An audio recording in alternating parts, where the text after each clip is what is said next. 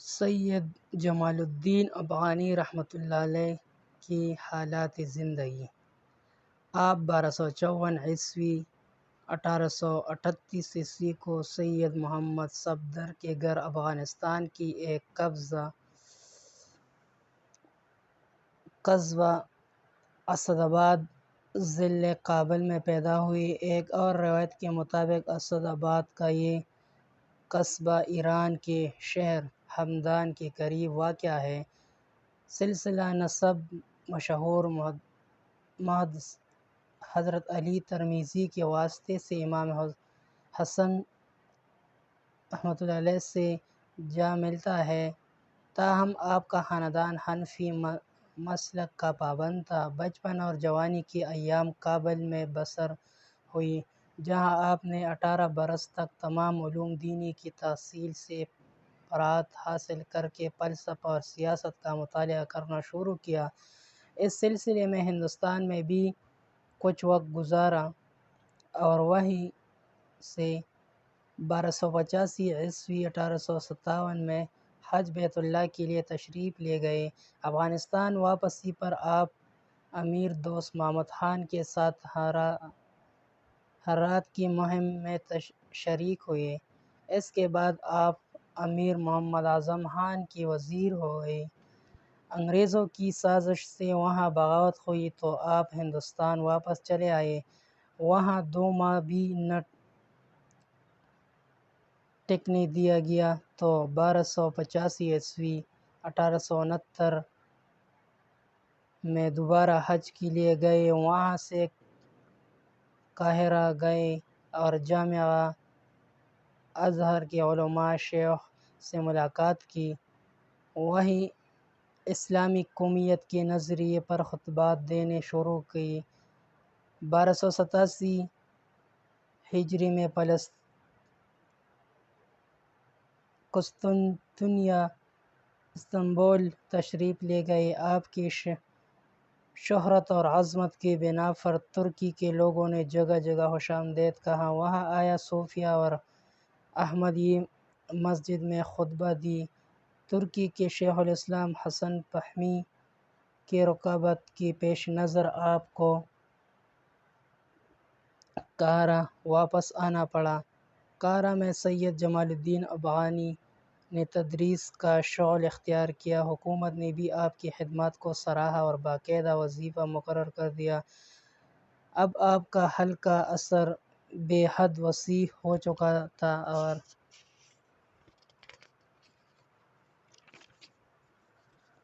آپ کے نظریات کی تبلیغ زوروں پر تھی۔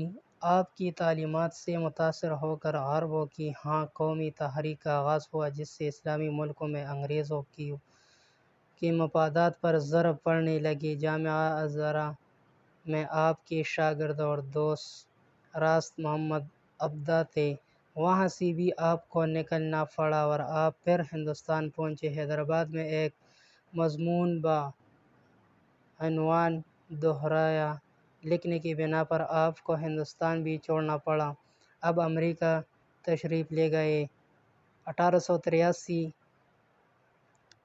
ء میں لندن آئے اور پھر اپنے شاگرد محمد عبدہ کے پاس پیرس چلے آئے۔ ان کے مشہور اخبارات و جرائد نے آپ کی نگارشات شائع کرنا شروع کی۔ پیرس میں ہی آپ نے رینان کے مقالہ اسلام اور سائنس کا لکھتے ہوئے واضح کیا کہ اسلام سائنس کی قطعاً مخالفت نہیں کرتا۔ آپ کی زیادہ تر نگارشات محمد عبدہ کے جاری کردہ عربی رسالے عظوۃ میں شائع ہوئیں۔ اس کا پہلا شمار 15 جمادی الاول 1301 ہجری 13 مارچ 1884 ء کو شائع ہوئی۔ یہ رسالہ وحدت اسلامی کے نظریے کا ترجمان تھا، جسے برطانوی مقبوضات میں ممنوع قرار دیا گیا۔ اس کے باوجود قارئین تک پہنچا رہا۔ اس کا آخری شمار 26 ذی الحجہ 1301 ہجری 17 اکتوبر 1884 کو شائع ہوا۔ یوں 8 ماہ میں اس کی کل 18 شماریں شائع ہوئیں، مگر انہوں نے دنیائے اسلام کو گویا آگ سی لگا دی۔ ہر طرف قومی تحریکوں کا آغاز ہونے لگا۔ شاہ ایران نے آپ کی مقبولیت سے متاثر ہو کر اپنے ہاں بطور شاہی مہمان دعوت دی۔ پھر آپ نے مدائن اور مردین کی کثرت دیکھتی ہوئی آپ کو وہاں سے چلے جانے پر مجبور کر دیا۔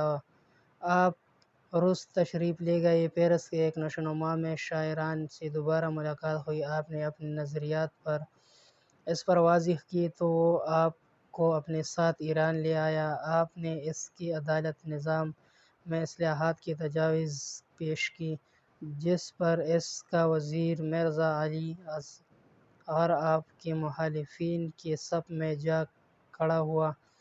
آپ نے آتاب شاہی سے بچنے کے لیے دور دراز قصبات کے دورے شروع کر دیے۔ بالآخر تہران میں شاہ عبدالعظیم کے مزار کی مجاورت کرنے لگے۔ 7 ماہ بعد ایک شاہی فوجی دستے نے آپ کو وہاں سے نکلنے پر مجبور کر دیا۔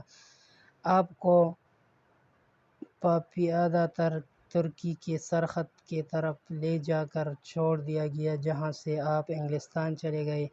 ایران میں آپ کے ساتھ اس ظالمانہ رویے پر زبردست احتجاج ہوا اور اسی سے ایک اصلاحی جماعت نے بھی جنم لیا۔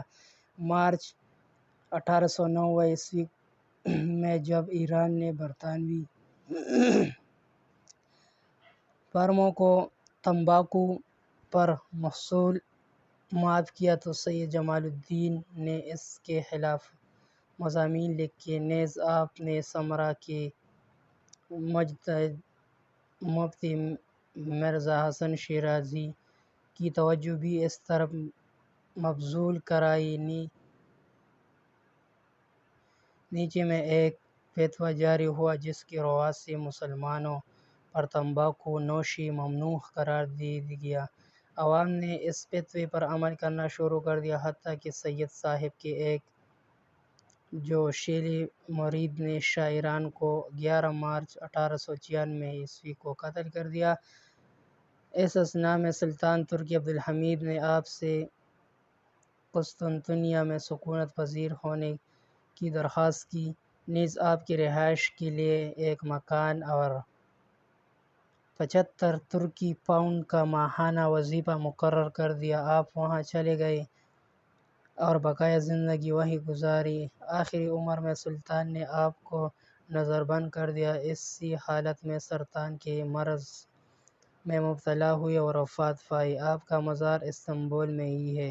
سید جمال الدین افغانی کی تحریروں میں دہرایا جدید مادیت کے خلاف تمثیل بیان، افغانوں کو مختصر تاریخ، طیرس البستانی کے دائرۂ المعارف پر ایک مضمون، عروۃ الوثقی کے مضامین، مکالمات جمالیہ کے نام سے اور فارسی مضامین میں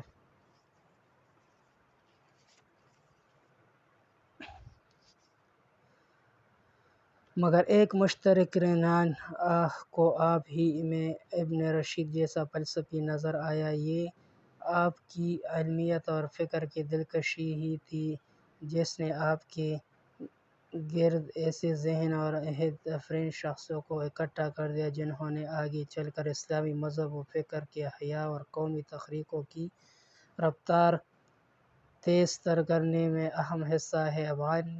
افغانی کی وفات کے چند برس بعد تک آپ کو محض ایک نام و سیاسی رہنما سے بڑھ کر اور کچھ نہ سمجھا گیا۔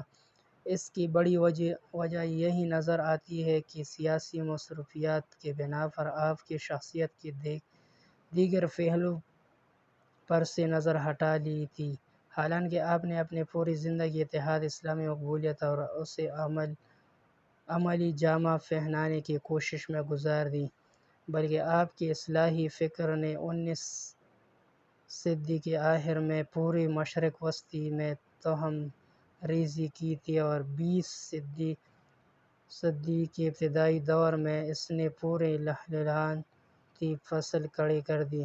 یہ کہنا مبالغہ نہ ہوگا کہ عالم اسلام کے تمام جدید تحریکوں کا مبدأ و منبع افغانی کی تعلیمات ہی ہے۔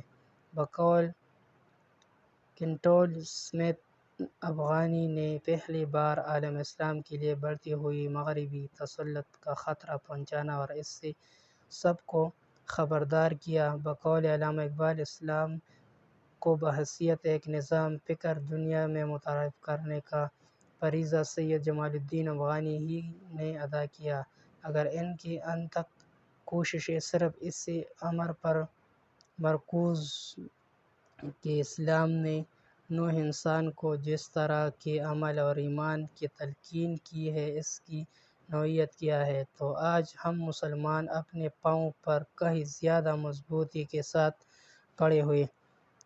ایران، ترکی، مصر اور دوسرے اسلامی ملکوں کی ذہین شخصیت جس طرح سے افغانی سے متاثر ہوئی، اس کا آیا ہے کہ آپ محض ایک سیاسی رہنما نہیں بلکہ بڑے مفکر حیثیت بھی رکھتے تھے۔ اگرچہ افغانی کی تحریر بہت کم ہے مگر خدان کی بقول وہ زندہ کتابیں تصنیف کرتے رہے جنہوں نے عالم اسلام میں جدید رجحانات پیدا کر دی۔ تجدید کی علمبرداری کی حیثیت سے افغانی نے سب سے پہلے مسلمانوں کی نظام تعلیم کی اصلاح کی طرف توجہ کی اور اس کی بنیادی کمزوری کو پہچانا۔ آپ کا مقصد مسلمانوں میں جدید تعلیم کی ترویج تھا، ساتھ ساتھ آپ فلسفے کے مطالعے کو بھی پورے ملت اسلامیہ کی روح بنا دینا چاہتے تھے تاکہ دوسرے علوم کے حصول طلب پیدا ہو، مگر محض جدیدیت کی خاطر انگریزوں سے مفاہمت آپ کے نزدیک غلط بات تھی۔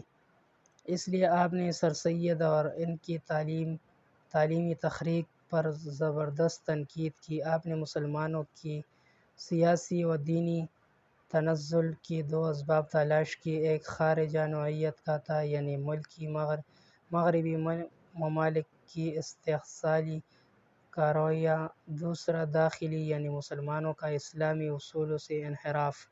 سیاسی غلاموں سے آزاد ہونے کے لیے ضروری تھا کہ مسلمان فوجی اعتبار سے طاقتور ہو جائے، داخلی طور پر مسلمانوں کی اخلاقی، تعلیمی اور مذہبی اصلاح کے لیے ایک نظم تحریک کے تحت کام شروع کیا جائے۔ ان کے نزدیک جب تک مسلمان سائنسی تعلیم سے آراستہ نہیں ہو جاتے ان کی ترقی ممکن نہیں۔ مسلمان حکومتوں کی کمزوری، اس کے اسباب افغانی کے نزدیک یہ ہے کہ اولا مسلمان سلاطین اپنی خود غرضی میں ایک دوسرے کی مخالفت اختیار کی ہوئی ہے۔ ہر مسلم حکومت کا بااقتدار طبقہ قومی مفادات کو نظر انداز کر رہا ہے۔ دوم، علماء نے جدید دور کی ضروریات کو دین کے مطابق پورا کرنے کا فرض بلا دیا ہے۔ اس تجربے کے پیش نظر افغانی نے اتحاد اسلامی کے نعرے سے عالم اسلام کو روشناس کرایا۔ آپ کے نزدیک یہ اتحاد محض سیاسی نہیں تھا بلکہ علماء کی ایک مرکزی تنظیم کی شکل بھی اس میں شامل ہوگی۔ آپ اس تنظیم کا مرکز بیت اللہ کو قرار دیتے تھے تاکہ وہاں مختلف ممالک کے علماء اپنے احتجاجی اور اتحادی مسائل پر سوچ بچار کر سکیں اور کوئی مشترکہ لائحہ عمل تیار کر سکیں۔ آپ 5 شوال 1314 ہجری 9 مارچ 1897 کو وفات پا گئے۔